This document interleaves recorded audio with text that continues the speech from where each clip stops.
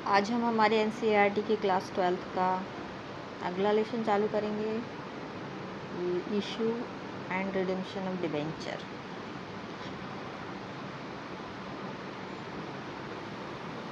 तो आगे बढ़ने के पहले हम सबसे पहले ये देखेंगे कि डिबेंचर होते क्या हैं, डिबेंचर की मीनिंग क्या है, डिबेंचर हम क्यों लेते हैं, क्यों कंपनी डिबेंचर इशू करती है।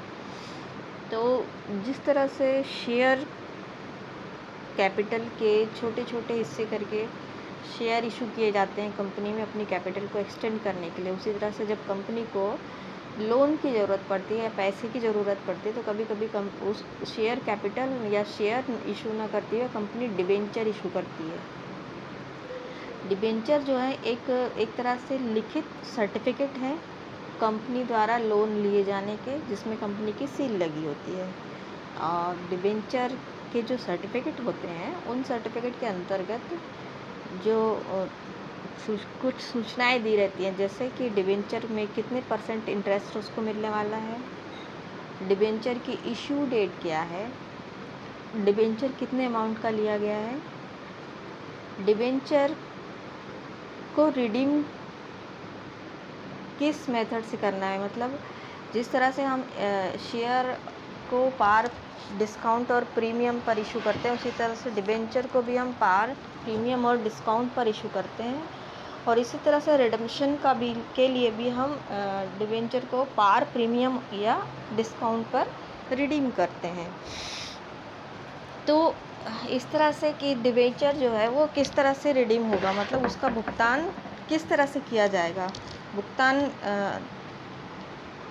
और इसके अलावा साथ ही साथ हम देखते हैं कि जो डिबेंचर है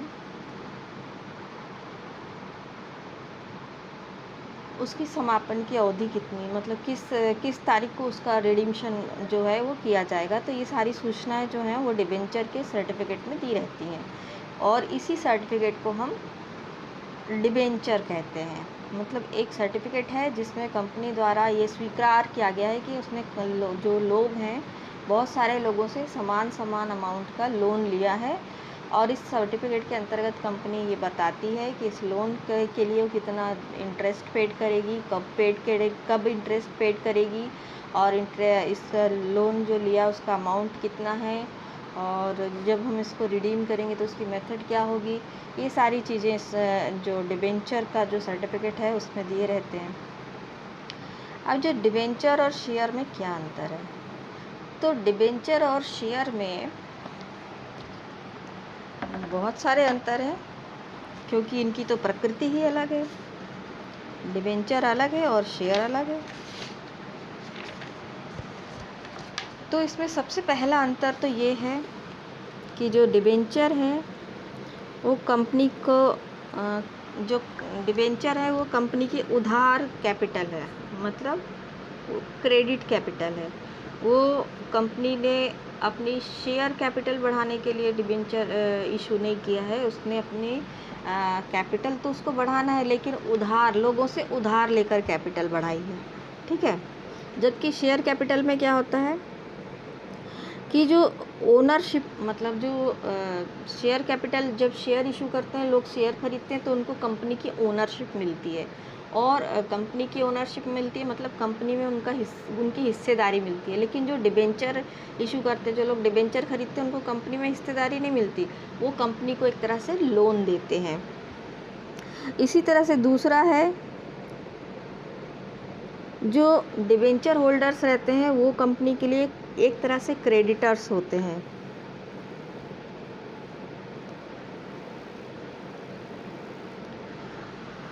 डिबेंचर होल्डर्स कंपनी के लिए एक तरह से क्रेडिटर्स होते हैं और जो शेयर होल्डर्स होते हैं वो ओनर होते हैं। उसी तरह से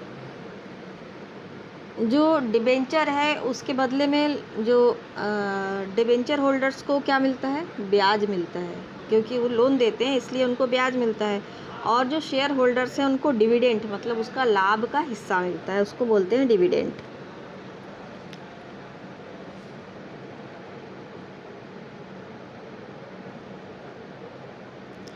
डिबेंचर्स के जो सर्टिफिकेट होते हैं उसमें डिबेंचर्स मतलब जो डिबेंचर इशू होते हैं उसके आगे उनका ब्याज का परसेंटेज लिखा होता है कि इतने परसेंट वाले डिबेंचर हैं, 8% वाले, 12% वाले, 10% वाले।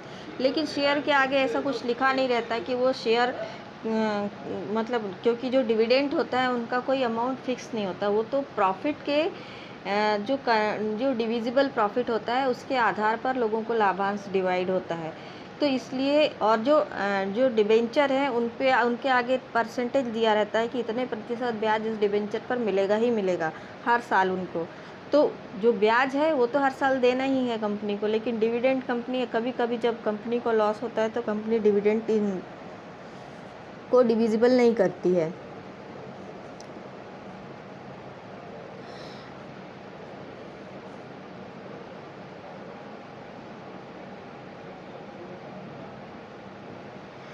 अच्छा, इसके बाद आता है हम कि जो इनका जो रिडेम्पशन है, मतलब डिबेंचर का रिडेम्पशन वो और शेयर का रिडेम्पशन के आधार पर हम इनको अलग अलग कर सकते हैं। डिबेंचर का रिडेम्पशन कंपनी एक टाइम लिमिट बना करके रखती है कि इतने टाइम लिमिट बाद इन डिबेंचर्स को रिडीम कर दिया जाएगा, या तो उनको कन्वर्ट कर दिया जाएगा शेयर में या फिर उनका पैसा वापस कर दिया जाएगा। लेकिन जो इक्विटी शेयर कंपनी इशू करती है तो वो इक्विटी शेयर का पैसा, मतलब उसका जो शोधन है, उसका जो रिडेम्पशन है, वो जब कंपनी का समापन होता है उसी समय किया जाता है। उसके पहले कंपनी जो शेयर का शोधन नहीं किया जा सकता।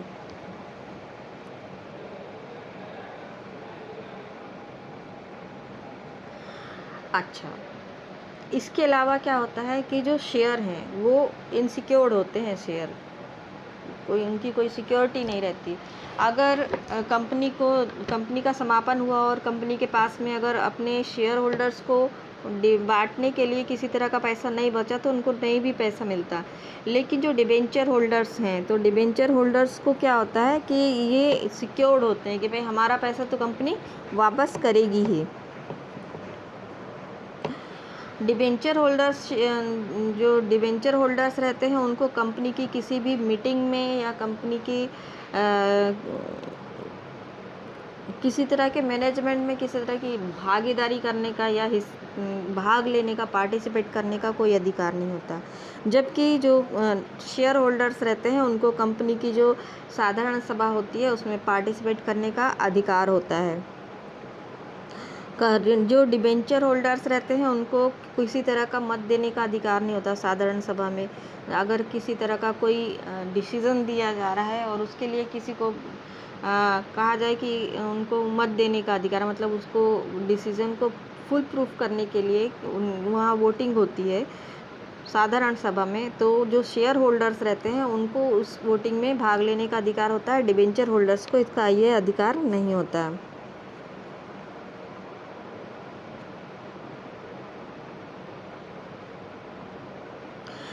डिबेंचर्स जो है उनको डिस्काउंट पर इशू नहीं किया जाता, ये बैंड है, ठीक है। लेकिन जो शेयर हैं उनको डिस्काउंट पर इशू किया जा सकता है।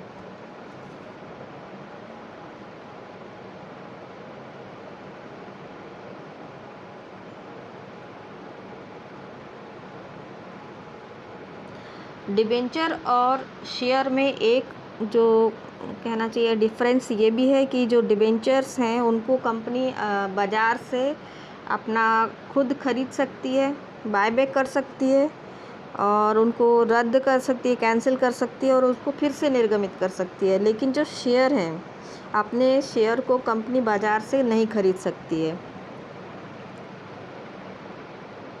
ऋण पत्र डिबेंचर्स खरीदने में जोखिम कम होता है क्योंकि पता होता है, मतलब एक सिक्योर्ड होता है वो कि डिबेंचर हमने ख़रीदा है तो इतना हमारा पैसा वापस ही मिल जाएगा। लेकिन शेयर में कभी पैसा वापस नहीं मिलता। अब इसी तरह से डिबेंचर और बॉन्ड में क्या अंतर है?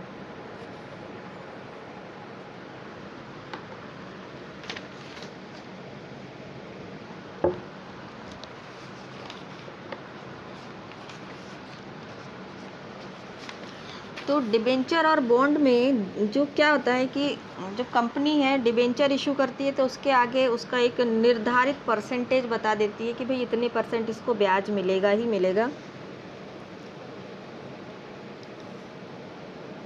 मतलब एक ब्याज दर निश्चित होती है। डिबेंचर की जो ब्याज दर है वो निश्चित होती है, जबकि जो बॉन्ड होते हैं उनकी ब्याज दर कोई भी ब्याज दर निश्चित नहीं होती। और जो बॉन्ड्स होते हैं इनका जो निर्गमन है बहुत ज़्यादा डिस्काउंट पर किया जाता है, और इसमें जो इनका जो रिडीम्शन है और इनका जो निर्गमन होता है उनके बीच की राशि का जो अंतर रहता है वही इनका ब्याज होता है। और इनका जो ब्याज है उसको इनको एक हर साल नहीं दिया जाता, हर साल इनके ब्याज को एक अकाउंट में जमा कर दिया जाता है निकाल करके, और सबसे लास्ट में जब इनका रिडम्शन किया जाता है, इनको रिडीम किया जाता है, तो उस समय शोधन मूल्य के साथ में इनका जो ब्याज है उसको मिला करके इनको पेमेंट कर दी जाती है।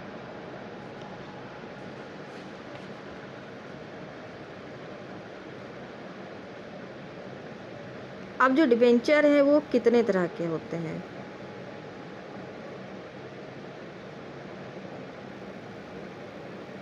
तो सबसे पहला है कि point of view of security, मतलब सिक्योरिटी के आधार पर, सुरक्षा के आधार पर। तो सुरक्षा के आधार पर जो डिबेंचर हैं वो दो तरह के होते हैं, सिक्योर्ड और अनसिक्योर्ड डिबेंचर। सिक्योर्ड डिबेंचर जो होते हैं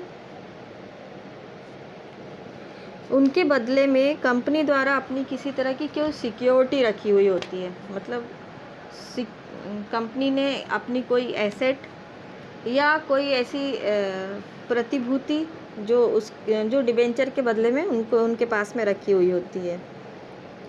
तो जनरली कंपनी जब बैंक से लोन लेती है तो क्या करती है, बैंक लोन को चुकाने के लिए बैंक क्या करती है कि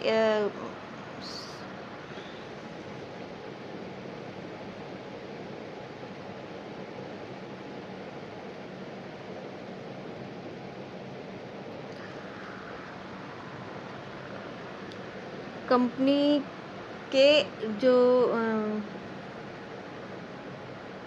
नहीं बैंक नहीं, ऐसे डिबेंचर होल्डर्स जो इस तरह के डिबेंचर्स लेते हैं जिनमें कोई सिक्योरिटी रखी हुई होती है, मतलब जो सिक्योरिटी मतलब जैसे हम बोलते हैं ना लोन लिया है तो उसके बदले में जो हिंदी में क्या बोलते हैं उसको, सिक्योरिटी मतलब अरे रहन रखना है ना, बंधक जिसको बोलते हैं, है ना, इसको बंधक ऋण पत्र भी बोलते हैं, बंधक सहित। ठीक है, तो डिबेंचर के बदले में कुछ सिक्योरिटी रखी होती है। यदि जो कंपनी है डिबेंचर का इंटरेस्ट पेड नहीं करती और डिबेंचर के पैसे वापस नहीं करती, तो जो डिबेंचर होल्डर्स हैं उस सिक्योरिटी को बेच करके अपने डिबेंचर्स के पैसे वापस ले सकते हैं। दूसरा है इनसिक्योर्ड, इसमें किसी तरह का की कोई सिक्योरिटी नहीं होती, वो इनसिक्योर्ड होते हैं। और जब कंपनी का समापन होता है तो इस तरह के जो डिबेंचर्स होते हैं उनको मतलब इनसिक्योर्ड क्रेडिटर्स माना जाता है, और इनका उनको इनसिक्योर्ड क्रेडिटर्स माना जाता है। इसके बाद आता है तुम्हारा from the point of view of turn.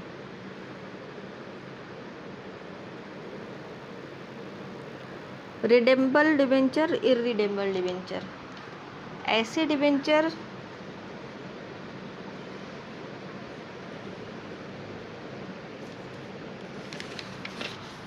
जिनको रिडीम किया जाना है ना, जिनका शोधन होना है, जिनके पैसे वापस किए जाने हैं। ठीक है,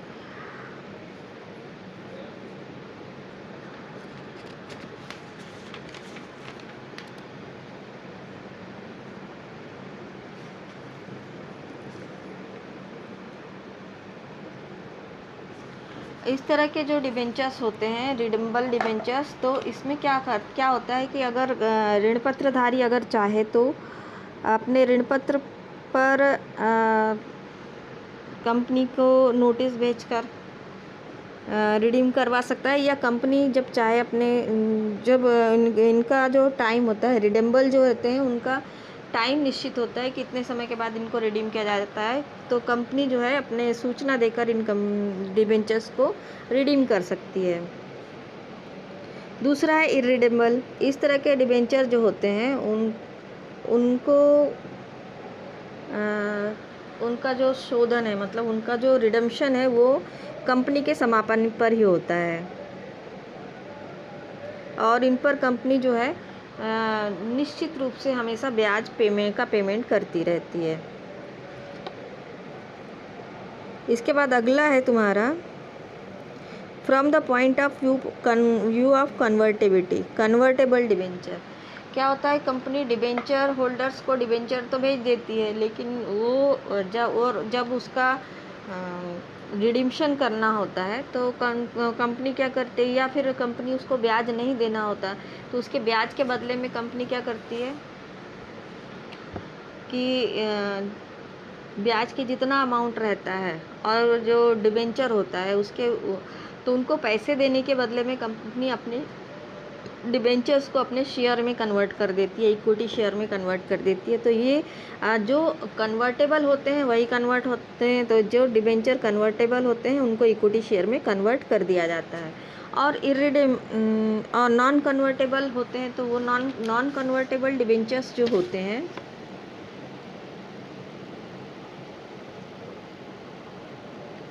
इनको इक्विटी शेयर में कन्वर्ट नहीं किया जा सकता है। इसके बाद आते हैं हम on the basis of coupon rate interest.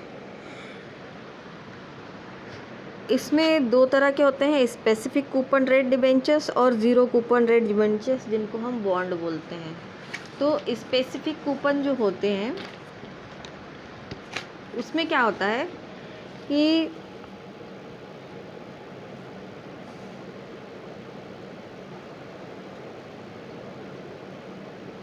ऐसे डिबेंचर जिनको एक निश्चित ब्याज दर के साथ में निर्गमित किया जाता है, वो कूपन रेट कहलाते हैं। और ये एक स्पेसिफिक प्रकार के डिबेंचर्स होते हैं और इन पर जो इंटरेस्ट की जो रेट होती है वो या तो फिक्स होती है या फ्लोटिंग मतलब जिसमें परिवर्तन होते रहता है ना। तो या तो फिक्स्ड होती है या फ्लोटिंग होती है।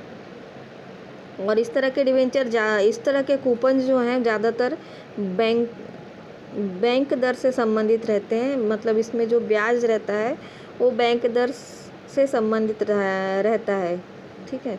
और जो जीरो कूपन रेट डिबेंचर्स होते हैं इनको हम बॉन्ड बोलते हैं। इनमें किसी तरह की ब्याज इंटरेस्ट की जो जानकारी है या इनकी कोई ब्याज दर जो है वो पूर्व निर्धारित नहीं रहती।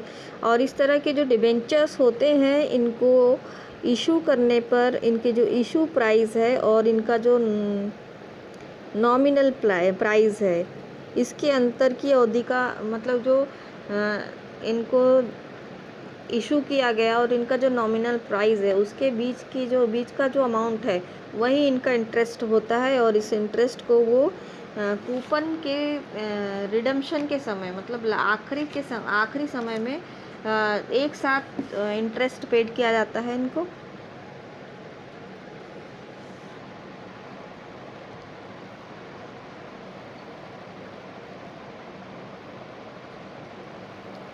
अब जो डिबेंचर हैं उनको हम इशू किस तरह से कर सकते हैं, तो डिबेंचर्स जो हैं उनको इशू करने के लिए या तो हम उनको कैश के रूप में इशू कर सकते हैं, हमको कैश की ज़रूरत है इसलिए हम डिबेंचर इशू करते हैं।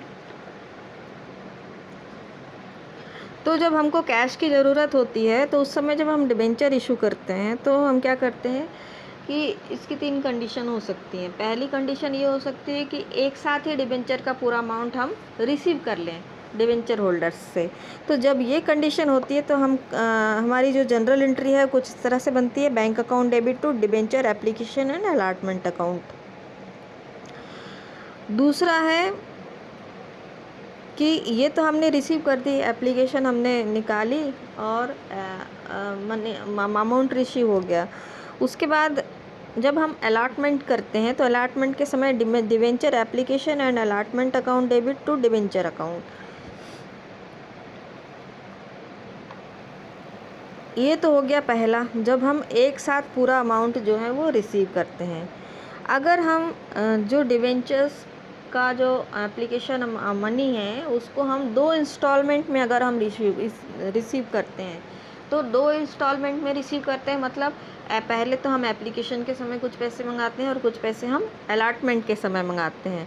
तो जब हम एप्लीकेशन के समय इसके लिए पैसे मंगाएंगे तो बनेगी तुम्हारी bank account debit to debenture application account, debenture application account debit to debenture account. और ये तो हो गई तुम्हारी एप्लीकेशन के समय की। फिर अलॉटमेंट की बनेगी debenture allotment account debit to debenture account, जब अलॉटमेंट ड्यू होगा तब की। और उसके बाद जब हम अलॉटमेंट का अमाउंट रिसीव करेंगे तो bank account debit to debenture allotment account. अब यदि हम 2 या 2 से ज़्यादा इंस्टॉलमेंट में हम इनका जो अमाउंट है वो रिसीव करते हैं, तो इसके लिए पहले तो नॉर्मली पहले हम एप्लीकेशन मनी रिसीव करेंगे।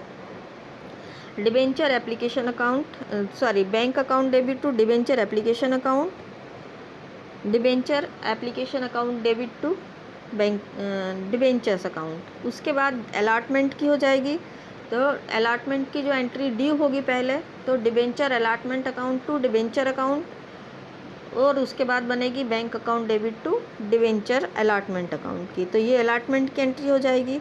और इसके बाद जो लास्ट एंट्री बनेगी तो वो बनेगी debenture first call account to debenture account, और दूसरी बनेगी bank account debit to debenture first call account. जिस तरह से हम शेयर की एंट्री बनाया करते थे।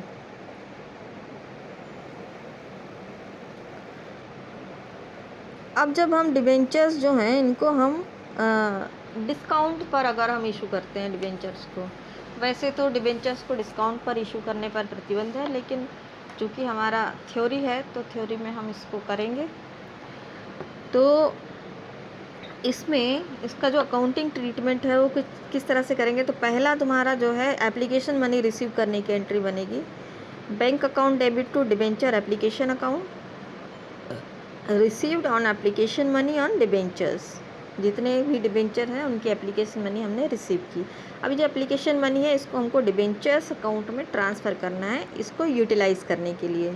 तो debentures account debit to debentures application account debit to debentures account, transfer of application money to debentures account. Application money को हमने डिबेंचर्स अकाउंट में ट्रांसफ़र कर दिया।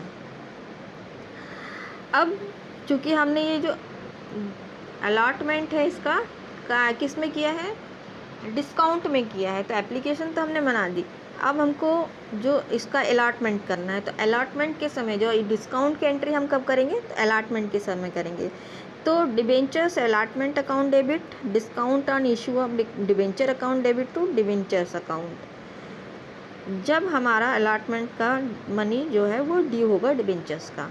इसके बाद जब हम रिसीव करेंगे तो bank account debit to debentures allotment account, allotment की मनी रिसीव करने के लिए।